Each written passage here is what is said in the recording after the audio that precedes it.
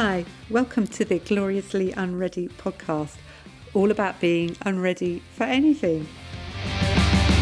I'm Josephine Hughes, and this series is about becoming the mum of transgender children. Everyone's agreed to me sharing my story, but I'm mentioning no names. And sometimes I use clumsy language. Please bear with me, I'm still learning. I don't mean any harm by it.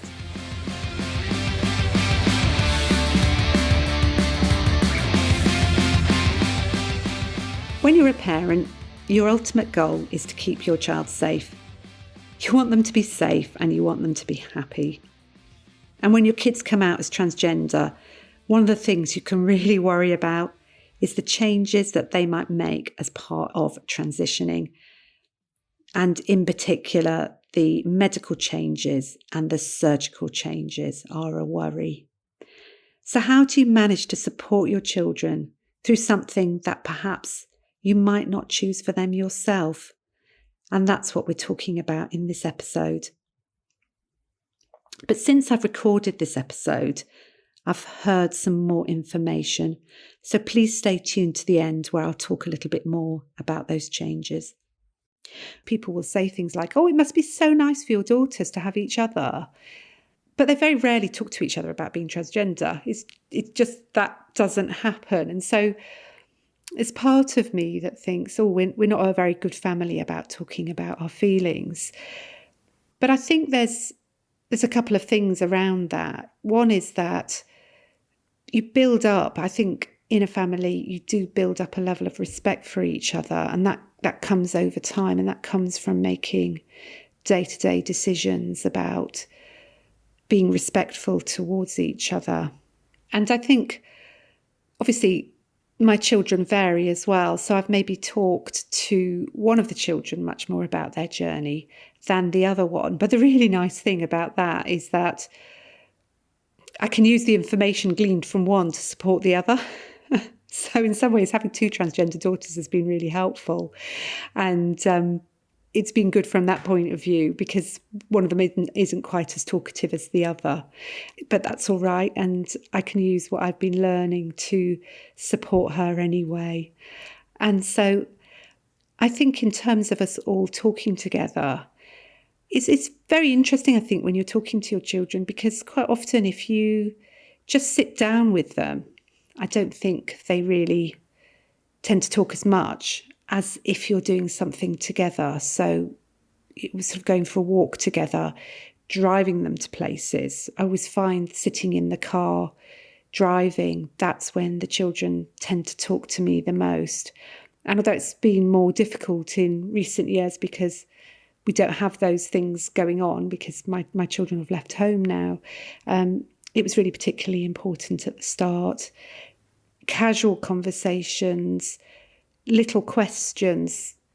What do you think about this? Or how do you want me to do that? And that can be really important. And encouraging them that it's okay to ask, because I think that's often one of the hardest things, isn't it? Is to actually ask for help and to encourage them that we're here for them and we can actually support them and help them. And I think one of the things that has really helped them to know that I support them is the fact that I helped them to do some of the difficult things like going to see the GP, or often advocated for them actually, where they found it very difficult to speak. In fact, I was thinking about this the other day. I took one of my daughters to see the GP, and then probably about 6 months later, I took the second daughter. And the GP actually asked me to leave the room. And it did rather make me wonder if the GP thought that I had Munchausen's syndrome by proxy. He wanted actually to check out that I wasn't in some way influencing my daughters to be transgender. And, really nothing was further from the truth. But obviously he had a duty of care. And so it was a very correct thing for him to do. But it does make me smile because it's almost like my advocacy perhaps came across in a particular way. But I think that helped to support them and help them to know that I was on their side and that it was okay for them to be who they wanted to be. And I think that went a long way to help them to know that they could actually talk to me about the difficult stuff. So I think one of the hardest things about your transgender children is the whole subject of the change to their bodies. And certainly I know my husband's always said this to me. He's not so bothered about, you can dress how you like, you can behave how you like, but it's so difficult to see your children making decisions to take medication that may in the long term have a negative effect on them.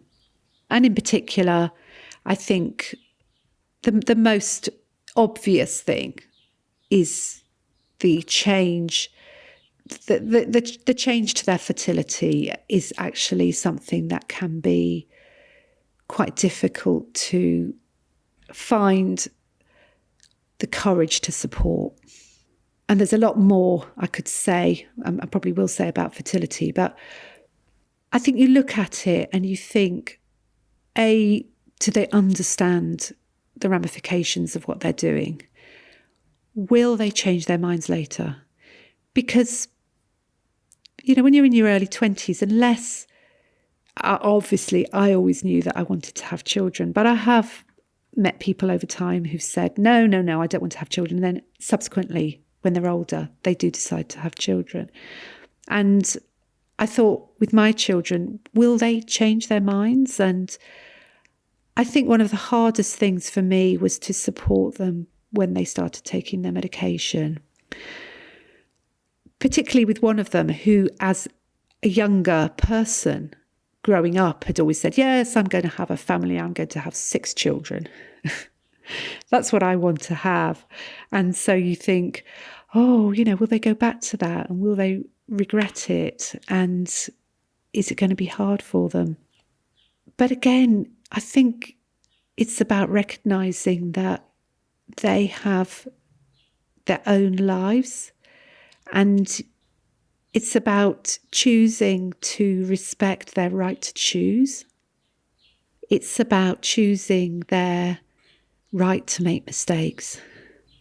And that if in the future at any point they say, that was a mistake, not to turn around and say, well, I told you so, but to be with them as they process any grief that they may have. If in subsequent years they say, actually, I wish that I had, for example, the possibility of saving their sperm, neither of them chose to do that. If perhaps they look back and think, I should have done that, it is just to be with them in that grief and pain. Because I think, again, this comes back to choice, in that they're making choices and it's not my life, it's their lives. And so choosing to respect that, choosing to allow them. Allow is probably the wrong word, because, it shouldn't be a case of allowing. They are their own people. They can make their own choices. And obviously, we had conversations with them about it. And we did talk about, should you freeze your sperm? Should you save it? How would you feel about it? Are you ready to take medication yet? Have you considered it? Talking about things like adoption. What would the alternatives be? And again, this is where my very, I suppose, square, want of a better word, views, how I've been shown how I just have a very straight way of looking at things, and that families can be formed in all sorts of different ways, and that it doesn't have to be like a natural grandchild, that they may choose to have children in different ways. And that's another way of human expression. So what I find with this whole was it difficult to choose to support them around that? I think in some ways it was, because there's that letting go of what you want for yourself, but also it's about putting them at the centre and supporting them in their decisions for their lives, because they, as I've said, they're not me, they're themselves. And so it's being able to make that separation between me and what I want and them and what they want, and acknowledging that that is simply their human right. It's strange because you go from a place of, to be honest, sheer complacency, in that you have 3 young men and you think, I hate to say it, but 3 white young men, you feel pretty safe about them being out and about in the world. They are the patriarchy or whatever. And then it changes and suddenly they've become a minority, and actually a minority which is subject to quite a lot of hate and quite a lot of hate crime. And I always remember talking to someone about this change and getting really quite angry, because they said, well, they don't know what it's like to walk down the street and to feel frightened about walking down the street after dark. And I was so angry because I said, if they don't know it now, they're pretty sure they're going to know about it quite soon. Because, I mean, we're lucky they are white. If you look at the number of black transgender women who are murdered, you can't beat around the bush. This is what happens. It's terrible, the amount of hate crime that's out there.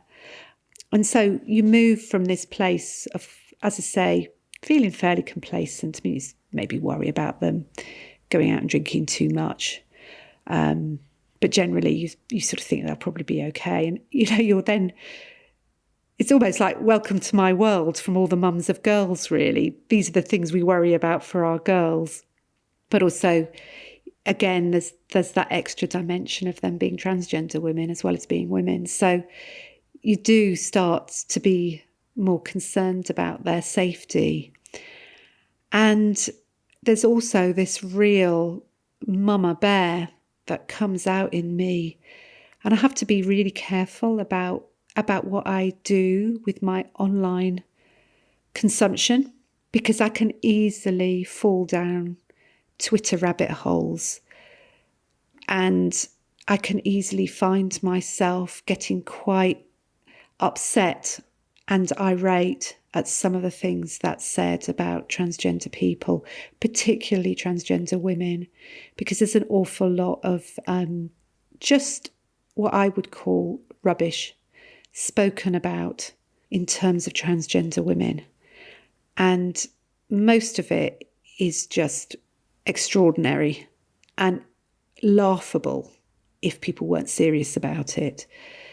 And it makes me actually quite angry, because I think, I know my girls. I know that they aren't paedophiles. I know that they aren't rapists. And yet this is what they're called. And, it just makes me mad. It's as simple as that. So it really does bring out that mama bear in me.